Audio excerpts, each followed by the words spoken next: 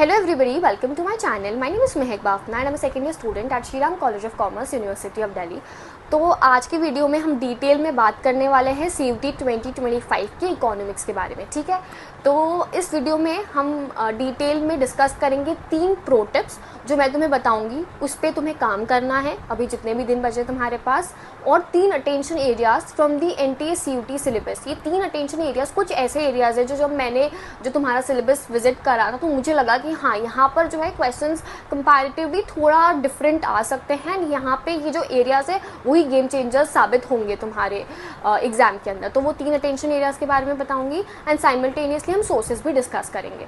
अभी मजा आएगा ना भिड़ो। तो जो पहली प्रो टिप है वो है कंसेप्ट क्लैरिटी।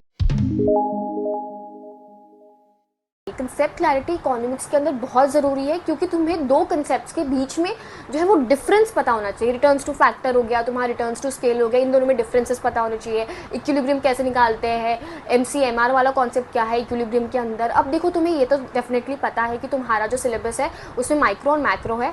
इंडियन इकोनॉमी इस बार एक्सक्लूडेड है। देखो, मुझे ऐसा लगता था इंडियन इकोनॉमी बहुत ज़्यादा स्कोरिंग है क्योंकि तुम अपने रोड मेमोराइजेशन के बेसिस पे आंसर जो है वो निकाल सकते हो, बट अभी तुम्हें सिर्फ लॉजिकल माइंड का एप्लीकेशन करना पड़ेगा माइक्रो और मैक्रो में, एंड स्पेशली माइक्रो पे ज़्यादा फोकस करना पड़ेगा क्योंकि वो तुमने 11th में पढ़ा था, तो हो सकता है कि तुम अभी भूल गए हो। तो देखो, कंसेप्ट क्लैरिटी के लिए मेरे हिसाब से तुम यूट्यूब चैनल्स जो है वो रेफ़र कर सकते हो। सुनील पांडा सर का बहुत मैं तो हमेशा उनका ही चैनल रेकमेंड करती हूँ क्योंकि मैंने पर्सनली उन्हीं से पढ़ा था। तो कंसेप्ट क्लैरिटी के लिए वो बहुत अच्छा है। संदीप गर्ग की बुक जो है वो रेफ़र कर सकते हो। एंड देखो, मोर एंड मोर क्वेश्चन जब तुम प्रैक्टिस करोगे ना तो चीज़ें ऑटोमेटिकली ईजी होती जाएंगी। तो उसके लिए मेरे हिसाब से संदीप गर्ग के जो MCQs हैं वो बहुत ज़्यादा यूज़फुल है। मैंने पर्सनली ऑनलाइन वेबसाइट्स पे बहुत ज़्यादा रिलाई करा था। लर्न CBSE वैसे जो वेबसाइट्स होती है उनके बारे में मैंने बहुत ज़्यादा डिटेल में MCQs अटैम्प्ट करे थे। और अभी मुझे लगता है कि अगर तुम्हें बहुत रेलेवेंट MCQs चाहिए तो तुम DuBuddy ऐप को डाउनलोड कर सकते हो। उनके जो मॉक्स है और पास्ट ईयर क्वेश्चंस है तुम उनको लगा सकते हो, ठीक है। तो स्क्रीन पे तुम्हें एक रेफरल कोड दिख रहा होगा, तो उसको अगर तुम यूज़ करोगे तो तुम्हें 30% डिस्काउंट भी मिल जाएगा, ठीक है। तो इन सारे क्वेश्चन से तुम्हें क्या होगा ना, आइडिया होगा कि कैसे किस टाइप के किस टॉपिक से कैसे क्वेश्चंस बनते हैं।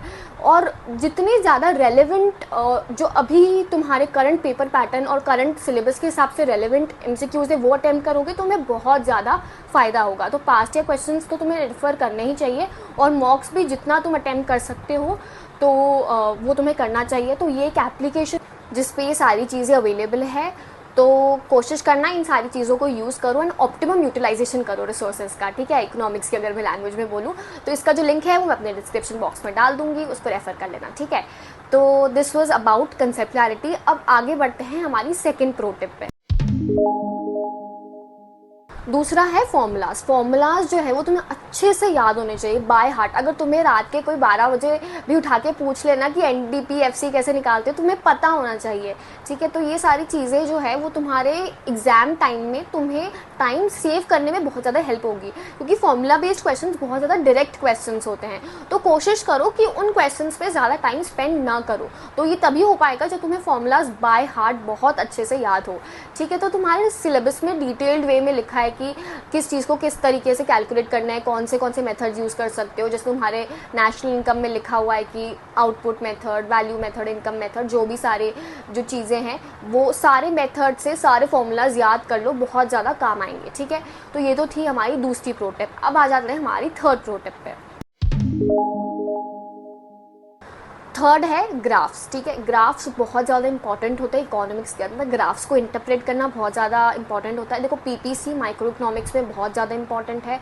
समझ में आना चाहिए कि क्या अनएम्प्लॉयमेंट वाला सिचुएशन जो उसके अंदर कवर होती है वो क्या है, ठीक है। अब PPC पे कोई चीज़ है तो वो क्या इंडिकेट करती है, PPC एक्सपैंड कैसे होता है, ये सारी चीज़ें पता होनी चाहिए। ADS, aggregate demand, aggregate supply, macro economics में बहुत ज़्यादा ज़रूरी है। इक्विलिब्रियम ज़रूरी है माइक्रो में। तो ये सारी ग्राफ्स का इंटरप्रिटेशन ना बहुत अच्छे से समझ लेना। ये मत सोचना कि ये तो थ्योरी पेपर है ही नहीं, ये तो MCQs है, इसमें कैसे ग्राफ्स पूछेंगे। ग्राफ्स के जो है ग्राफ्स के बेसिस पे इंटरप्रिटेशन आ सकता है, तुम्हें करेक्ट ग्राफ का ऑप्शन भी आ सकता है। तो ये मत सोचो कि ग्राफ्स को हम स्किप कर देंगे। इकोनॉमिक्स ऐसा सब्जेक्ट है ही नहीं जिसके तुम ग्राफ्स को स्किप कर सकते हो। तो ये बात तो अपने है ना दिमाग में बिठा के फिट कर लो, ठीक है। तो ये तो हमारी थी थर्ड प्रो टिप। अब आ जाते हैं सबसे ज़्यादा क्रूशियल अटेंशन एरियाज़ जिन पे तुम्हें थोड़ा सा है ना ज़्यादा ध्यान देना है। तो पहला अटेंशन एरिया है बैलेंस ऑफ पेमेंट। अगर तुम देखोगे उस यूनिट के अंदर लिखा है रीसेंट फॉरेन एक्सचेंज इशूज़। तो अब रीसेंट फॉरेन एक्सचेंज इशूज़ का क्या मीनिंग हुआ? देखो अभी जो भी हमारी चीज़ें हो रही हैं इन टर्म्स ऑफ डॉलर का जो है बहुत ज़्यादा स्ट्रेंथन होना, रुपी की अगेंस्ट रुपी का बहुत ज़्यादा फॉल होना, तो आई थिंक इस पर्टिकुलर लाइन का मतलब है रीसेंट फॉरेन एक्सचेंज इश्यूज़ कि जो भी करंट चीज़ें चल रही है उसमें तुम्हें वो पूछ सकते हैं, ठीक है। तो इसमें केस स्टडी आ सकती है, इसकी पूरी संभावनाएं हैं। तो अपने आप को उस तरीके से आप तैयार कीजिएगा, ठीक है। तो बहुत ध्यान रखो कि किस किस टॉपिक में से केस स्टडीज़ आ सकती है, किस किस टॉपिक्स में जो है करंट अफेयर्स का थोड़ा सा लिंक बैठा सकते हो, तो बहुत ज़्यादा ज़रूरी है। ये पहला अटेंशन एरिया है बैलेंस ऑफ पेमेंट्स का।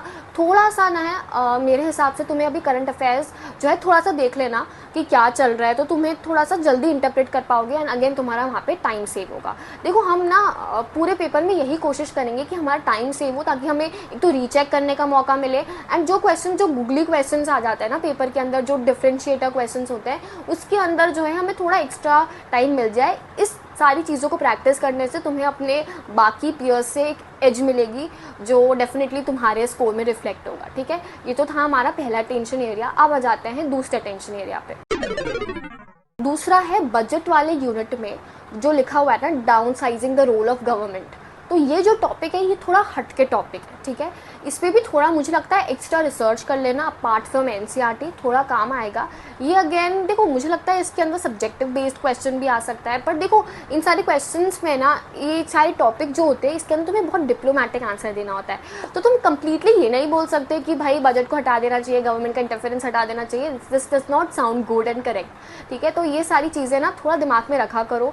तुम्हारा पर्सनल एक्सट्रीम ओपिनियन साइड में रख के इन टाइप के क्वेश्चंस को जो है अटेम्प्ट करना चाहिए। अगेन इस टॉपिक में से भी केस स्टडी आ सकती है, थोड़ा सा एक्स्ट्रा रिसर्च कर लेना मेरे हिसाब से तो, क्योंकि देखो ये सारी टॉपिक्स है ना यूजुअली लोग स्किप कर देंगे, सोचेंगे कि यार ये तो ठीक है हम उसी टाइम देख लेंगे। पर आई फील कि अगर तुम पहले देख के चलोगे तो तुम्हारा टाइम सेव डेफिनेटली होगा ही, ठीक है। अब आ जाते हैं हमारे third attention area which is also the last attention area, जो है money and banking significant reforms. तो इस टॉपिक में से थोड़ा पढ़ लेना कि आरबीआई ने अभी रेपो रेट का क्या करा है, क्या चेंजेस करा है, कट करा है नहीं करा है, उसका क्या इम्प्लीकेशन है, कितने बेसिस पॉइंट्स करा है, तो ये सारी चीज़ें पता होनी चाहिए। और अभी आरबीआई ने रिसेंटली जो है ओपन मार्केट ऑपरेशंस का यूज़ करके रुपी के गिरते हुए मतलब फॉल को थोड़ा कंट्रोल करने की कोशिश करी है। कैसे किया उसके ऊपर डेफिनेटली केस स्टडी आ सकती है, बहुत ज़्यादा हाई चांसेस हैं, तो उसको बिल्कुल भी स्किप मत करना। अगर देखो तुम थोड़ा करंट अफेयर्स फॉलो करते हो तो तुम्हारे लिए ईजी होगा, और अगर तुम्हें कुछ दुनिया का पता ही नहीं है, सिर्फ इंस्टाग्राम से पता चल रहा है, तो थोड़ा सा ना अब सीरियस हो जाओ।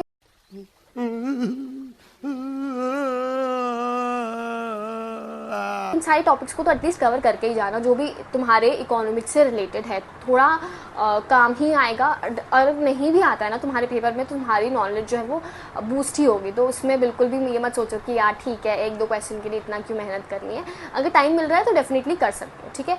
तो ये तो थे हमारे 3 अटेंशन एरियाज़। तो मैंने 3 प्रो टिप्स बता दी, 3 अटेंशन एरियाज़ बता दिए, सोर्सेज भी मैंने बता ही दिए हैं, मुझे पास होने से कोई भी नहीं रोक सकता।